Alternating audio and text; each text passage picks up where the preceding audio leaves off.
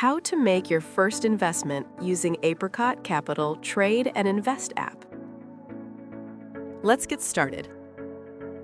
In the Portfolio Value section, you can view your investments and their performance, as well as your currency balances and other details. Let's say that you have funded your brokerage account with AMD and want to buy a stock from a U.S. stock market. First, you'll need to convert your funds to USD. You can do this commission-free in the app at good rates. These transactions are possible Monday through Friday from 9 a.m. to 11:59 p.m. If you transferred USD, skip to the next video. How to convert your AMD to USD. Open the app and tap on Quick Trade. Search for USD/AMD. In our example, you want to buy USD.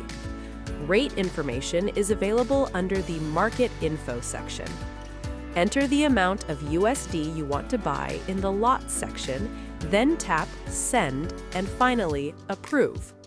Congratulations! Now you have USD that you can use to buy securities in the U.S. stock market. Apricot Capital is regulated by the Central Bank of Armenia